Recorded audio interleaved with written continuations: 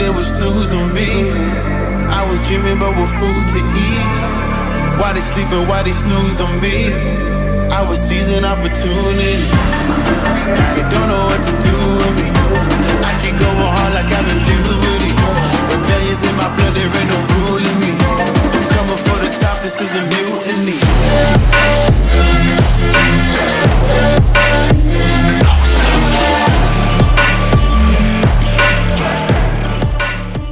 Title thumbnail அதுக்கப்புறம் intro பார்த்தோன்னே உங்களுக்கே தெரிஞ்சிருக்கும். எஸ், இன்னைக்கு எக்ஸ்பல்ஸை பற்றி தான் நம்ம பேச போகிறோம். இந்த பைக்கில் பேசுறதுக்கு நிறைய விஷயம் இருக்குது. இன்றைக்கி நான் எதுவுமே டெக்னிக்கலாக பேச போகிறது கிடையாது. ஓவராலாக இந்த எக்ஸ்பல்ஸ் நான் மட்டுமே பார்த்தீங்கன்னா ஒரு 1000 கிலோமீட்டர்ஸ் வரைக்கும் ஓட்டியிருப்பேன். ஒரு நல்ல எக்ஸ்பீரியன்ஸ் இருக்குது இந்த வண்டியில். ஸோ இந்த வண்டியில் வந்து பாசிட்டிவாக என்னென்ன விஷயங்கள் இருக்குது, நெகட்டிவாக என்னென்ன விஷயங்கள் இருக்குது, அதை பற்றி தான் இன்றைக்கான வீடியோவில் நம்ம டீட்டெயிலாக பார்க்க போகிறோம். ஃபஸ்ட்டு பாசிட்டிவ் சைடை வந்து பார்க்கலாம். பாசிட்டிவ் சைடுன்னு பார்த்தீங்கன்னா ஒரு லோ பட்ஜெட்டில் ஒரு அட்வென்ச்சர் பைக் வாங்கணுங்கிற தாட்டில் இருக்கிறவங்களுக்கு இது ஒரு நல்ல சாய்ஸ் அப்படிங்கிறத நான் சொல்லுவேன். ஏன்னா ஹிமாலயன் எடுக்கிற மாதிரி இருந்தால் 2.5 லட்ச ரூபா வரைக்கும் கொடுக்கணும். இது பார்த்தீங்கன்னா 1.60 லட்ச ரூபாய்க்கே பார்த்தீங்கன்னா முடிஞ்சிருச்சு. கிட்டத்தட்ட பார்த்தீங்கன்னா 1 லட்ச ரூபாய் கம்மி. அது 400 சிசி, இது 200 சிசி. ஸோ அது பெரிய டிஃப்ரென்ஸ் இருக்குது. பட் அட்வென்ச்சர் பைக் எடுக்கணுங்கிற தாட்டில் இருக்கிறவங்களுக்கு இது ஒரு நல்ல ஆப்ஷனாக இருக்கும் அப்படிங்கிறத நான் சொல்லுவேன். ரெண்டாவது விஷயம் என்னென்னு பார்த்தீங்கன்னா சஸ்பென்ஷன். எனக்கு ரொம்ப பிடிச்ச விஷயமே இந்த வண்டியோட பேக் சஸ்பென்ஷன் தான். இந்த சஸ்பென்ஷன் பார்த்தீங்கன்னா 7 ஸ்டெப் அட்ஜஸ்டபிளாக இருக்குது. ஒவ்வொரு ஸ்டெப்புமே அட்ஜஸ்ட் பண்ணி யூஸ் பண்ணோம். ஒவ்வொரு லெவலுமே பார்த்தீங்கன்னா உண்மையாலுமே சூப்பராக இருந்துச்சு. அதுவும் 7வது லெவலெல்லாம் வைக்கும்போது செம்ம கம்ஃபர்டபுளாக இருந்துச்சு. ஆனால் என்னென்னா ஒரு 5.10 இருக்கிற ரைடருக்கு கால் கீழே எட்டல. அதுதான் ஒரு பெரிய பிரச்சனை இதில் வந்து இருந்துச்சே தவிர சஸ்பென்ஷனோட லெவலை அட்ஜஸ்ட் பண்ண பார்த்தீங்கன்னா கம்ஃபர்டபுள் வேறு லெவலில் இருந்துச்சு வண்டியை பொறுத்த வரைக்கும். அது எனக்கு ரொம்ப ரொம்ப பிடிச்சிருந்துச்சு. மூணாவது விஷயம் என்னென்னு பார்த்தீங்கன்னா பேக் பெயின் இருக்கிறீங்க இந்த மாதிரி வண்டிகளை கண்டிப்பாக வந்து நான் சஜஸ்ட் பண்ணுவேன். ஏன்னா பேக் பெயின் வந்து இந்த வண்டியை பொறுத்த வரைக்கும் சுத்தமாக இல்லை. லாங் டிரைவ் ஓடுறதுக்கும் இந்த வண்டி வந்து உண்மையிலுமே சூப்பராக இருக்குது. ஏன்னா இதோட ரைடிங் பொசிஷன் பார்த்தீங்கன்னா நல்லா இருக்குது. அதனால் தாராளமாக பார்த்தீங்கன்னா பேக் பெயின் இருக்கிறவங்க ஒன்ஸ் பார்த்தீங்கன்னா இந்த அட்வென்ச்சர் பைக்கை வந்து டெஸ்ட் பண்ணி பார்க்கலாம். இது அட்வென்ச்சர் பைக்குன்னு சொல்கிறத விட டியூல் பர்பஸ் பைக்குன்னு சொல்லலாம். ஆன் ரோடும் யூஸ் பண்ணலாம், ஆஃப் ரோடும் யூஸ் பண்ணலாம். ரெண்டுக்குமே பார்த்தீங்கன்னா செம்ம கன்வீனியன்ட்டாகவும் கம்ஃபர்டபுளாகவும் இருக்குது. அடுத்த விஷயம் என்னென்னு பார்த்தீங்கன்னா இந்த வண்டியோட டாப் ஸ்பீடு பார்த்தீங்கன்னா நான் ஒரு 117 118 வரைக்கும் அதிகபட்ச டாப் ஸ்பீடில் வந்து ஓட்டி பார்த்தேன். ஸோ இதுதான் இந்த வண்டியோட டாப் ஸ்பீடு வந்து நான் வந்து ரெக்கார்ட் பண்ணது. மற்றவங்க வந்து எந்த அளவுக்கு ஓட்டி ரெக்கார்ட் பண்ணாங்க அப்படிங்கிறது எனக்கு தெரியாது. பட் என்னோட ஓன் எக்ஸ்பீரியன்ஸில் பார்க்கும்போது ஹைவேஸ்லாம் க்ரூஸ் பண்ணும்போது ஒரு 70-80 வந்து ஆவரேஜாக க்ரூஸ் பண்ணுறோம். அந்த இடத்துக்கு பார்த்தீங்கன்னா எந்த ஒரு ஷேக்கும் இல்லாமல் வண்டி பார்த்தீங்கன்னா லாங்குக்கு உண்மையாலுமே சூப்பராக இருக்குது. அந்த ஒரு விஷயம் இந்த வண்டியில் எனக்கு உண்மையாலுமே பிடிச்சிருந்துச்சு. அடுத்த விஷயம் வண்டியில் நம்ம பார்க்குற வியூ. இந்த வண்டியை பொறுத்த வரைக்கும் நம்ம உட்காந்துருக்கிற ரைடிங் பொசிஷன் உண்மையாலுமே சூப்பராக இருக்குது. அது மட்டும் இல்லாமல் நம்ம பார்க்குற அந்த வியூ பாயிண்ட் இருக்குது பாருங்கள், உண்மையாலுமே மேசிவ் அண்ட் அட்டகாசம். ரோடோட கிளாரிட்டி பார்த்தீங்கன்னா உங்களுக்கு சூப்பராக கிடைக்குது. மற்ற பைக்லையும் கிடைக்குது, நான் இல்லைன்னு சொல்லலை. ஆனால் இந்த பைக்கில் உட்காந்துட்டு போகும்போது எனக்கு ஒரு ஹார்ஸ் மேலே உட்காந்து ஓட்டிகிட்டு இருக்கிற மாதிரியான ஒரு ஃபீல் வந்து இந்த வண்டி கொடுக்குது. ஸோ அந்த ஒரு விஷயம் எனக்கு இதில் ஒரு பாசிட்டிவ் பாயிண்ட்டாக நான் பார்க்குறேன். அடுத்த விஷயம் ரொம்ப ரொம்ப இம்பார்ட்டண்டான விஷயம். நல்ல ஹைட் இருக்கிற ரைடர் பார்த்தீங்கன்னா என்னோட ஹைட்டுக்கு ஏற்ற மாதிரி வண்டி எதுவுமே இல்லை அப்படின்னு சொல்லி ஃபீல் பண்ண வேண்டிய அவசியம் கிடையாது. இதுக்கு மேலே இந்த பைக் பார்த்தீங்கன்னா டால் ரைடர்ஸ்க்கு நல்லாவே செட் ஆகுது. அது ஒரு முக்கியமான விஷயம். உங்களோட ஹைட்டுக்கு ஏற்ற மாதிரி சஸ்பென்ஷன் லெவலையும் அட்ஜஸ்ட் பண்ணி வச்சுக்கிட்டிங்கன்னா தாறுமாறாக இருக்குது வண்டி. அதாவது உங்கள் ஹைட்டுக்கு ஏற்ற மாதிரி வண்டி இருக்கும், பவர் அண்ட் பர்ஃபார்மன்ஸும் நல்லாயிருக்கும், உண்மையிலுமே சூப்பராக இருக்கும். இதில் முக்கியமான இன்னொரு விஷயம் மைலேஜ் பார்த்தீங்கன்னா 35+ வந்து நான் ஷோராக அஷ்யூர் பண்ணுவேன் இந்த வண்டிக்கு. 35+ பார்த்தீங்கன்னா இந்த வண்டியில் ஷோராக கிடைக்குது. ஸோ மைலேஜ் பொறுத்த வரைக்கும் 200 சிசிக்கு, அதுவும் பார்த்தீங்கன்னா இந்த மாதிரி ஒரு அட்வென்ச்சர் பைக்குக்கு இது ஒரு நல்ல விஷயமா தான் நான் கன்சிடர் பண்ணுறேன். அடுத்த விஷயம் ஹேண்டில் பார் பொசிஷன் பார்த்தீங்கன்னா உங்களுக்கு நல்லா ப்ராடாக ஒய்டராக கொடுத்துருக்காங்க. ஸோ அதனால் இந்த மாதிரி பைக் பார்த்தீங்கன்னா உங்களுக்கு லாங் ட்ராவலில் ஓட்டுறதுக்கும் சரி, அது மட்டும் இல்லாமல் ஆஃப் ரோட் பண்ணும்போது எந்திரிச்சின்னு ஓட்டுறதுக்கும் சரி, இந்த வண்டி பார்த்தீங்கன்னா செம்ம கன்வீனியன்ட்டாகவும் கம்ஃபர்டபுளாகவும் இருக்குது.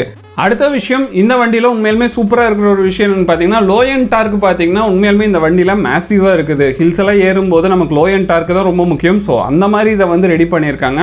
ஸோ அட்வென்ச்சர் பைக்குக்கு எது முக்கியமோ அதை கன்சிடர் பண்ணியிருக்காங்க. லோ எண்ட் டார்க்கு உண்மையிலுமே மேசிவாக இருக்குது வண்டியை பொறுத்த வரைக்கும். வண்டியில் பார்த்தீங்கன்னா ஃப்ரண்ட்டுக்கு பெரிய டயரும் ரியருக்கு பார்த்தீங்கன்னா கொஞ்சம் இன்ச்சு வந்து கம்மியான டயர் வந்து கொடுத்துருக்காங்க. ஸோ அது வந்து பார்த்தீங்கன்னா உங்களுக்கு ஆஃப் ரோடுக்கான எபிலிட்டி வந்து நல்லாவே கொடுக்குது. அது மட்டும் இல்லாமல் ஒரு நல்ல ஒரு ஸ்மூத்தான ரைடியும் வண்டியில் வந்து கொடுக்குது. அது வந்து எனக்கு ரொம்ப ரொம்ப கன்வீனியண்ட்டாக இருக்குது இந்த வண்டியை பொறுத்த வரைக்கும். சரி, ஓகே, இந்த வண்டியில் நெகட்டிவ் பாயிண்ட்ஸ் அப்படின்னு சொல்லி நான் ஃபீல் பண்ணது என்ன அப்படின்னு சொல்லி கேட்டிங்கன்னா, வண்டியோட செயினுக்கு அடிக்கடி ஒரு 300 கிலோமீட்டருக்கு ஒன்ஸ் பார்த்தீங்கன்னா நீங்கள் லூப் அடிச்சுக்கிட்டே இருக்கணும். ஏன்னா செயின் பார்த்தீங்கன்னா ஓப்பனாக தான் இருக்குது. இப்போ பழைய மாடல் பைக்லலாம் பார்த்தீங்கன்னா செயின் பிளேட்டை சுற்றி பார்த்தீங்கன்னா ஒரு கவர் இருக்கும். அதை எடுத்து தான் நீங்கள் வந்து லூப்ரிகண்ட்டை வந்து உள்ளே அப்ளை பண்ணுற மாதிரி இருக்கும். ஆனால் இந்த மாதிரி வண்டிக்கு பார்த்தீங்கன்னா உங்களுக்கு செயின் வந்து ஓப்பனாக வெளியில் தெரியுது. ஸோ அந்த இடத்துக்கு லூபு வந்து நீங்கள் ஒரு 300 கிலோமீட்டர் இல்லை 400 கிலோமீட்டருக்கு ஒன்ஸ் வந்து நீங்கள் அடிச்சுக்கிட்டே இருக்கணும். ஸோ இல்லைன்னா பார்த்தீங்கன்னா அது உங்களுக்கு பின்னாடி பிரச்சனை வரும். ஸோ இது ஒரு பாயிண்ட் முக்கியமாக இருக்குது. ரெண்டாவது விஷயம் என்னென்னு பார்த்தீங்கன்னா, லோயர் ஆர்பிஎம்மில் ஓட்டும்போது, அதாவது பார்த்தீங்கன்னா 4வது கியர் மாற்றிட்டு நீங்கள் லோ ஆர்பிஎம்மில் வண்டியை ஓட்டினீங்கன்னா உங்களுக்கு வந்து ஒரு ஜக்காகிற மாதிரியான ஒரு ஃபீல் வந்து இருக்குது. இது எல்லா வண்டியிலையும் இருக்குது அப்படிங்கிறது இல்லை. நான் ஓட்டின இந்த வண்டியில் பார்த்தீங்கன்னா ஸ்பெசிஃபிக்காக இந்த ஒரு விஷயத்தை வந்து நான் ஃபீல் பண்ணினேன். அடுத்த விஷயம் பார்த்தீங்கன்னா விண்ட் பிளாஸ்ட்டு. வண்டியில் பார்த்தீங்கன்னா விண்ட் பிளாஸ்ட் வந்து ரொம்ப ரொம்ப அதிகமாக இருக்குது. மேபி இதுக்கான காரணம் விண்ட்ஷீல்டாக இருக்கலாமோ அப்படிங்கிற தாட் எனக்கே இருக்குது. ஒன்ஸ் பார்த்தீங்கன்னா விண்ட்ஷீல்டில் கழட்டிட்டு ஓட்டிட்டு பார்த்தோம்னா இந்த வண்டியில் வந்து விண்ட் பிளாஸ்ட் இருக்குதா இல்லையா அப்படிங்கிறத நான் செக் பண்ணி பார்க்கணும். ஏன்னா விண்ட்ஷீல்டு பார்த்தீங்கன்னா இதில் சின்னதாக தான் கொடுத்துருக்காங்க. மேபி அந்த இடத்துல வர காற்றை வந்து நேராக எடுத்து மூஞ்சி அடிக்குதோ அப்படிங்கிற தாட் வந்து எனக்கு இருக்குது. நீங்கள் யாராவது எக்ஸ்பல்ஸை வந்து யூஸ் பண்ணிட்டு இருக்கிறீங்கன்னா இந்த மாதிரி விண்ட் பிளாஸ்ட்டு நீங்கள் ஃபீல் பண்ணுறீங்களா அப்படிங்கிறத கீழே மறக்காமல் கமெண்ட் செக்ஷனில் பதிவு பண்ணுங்கள்.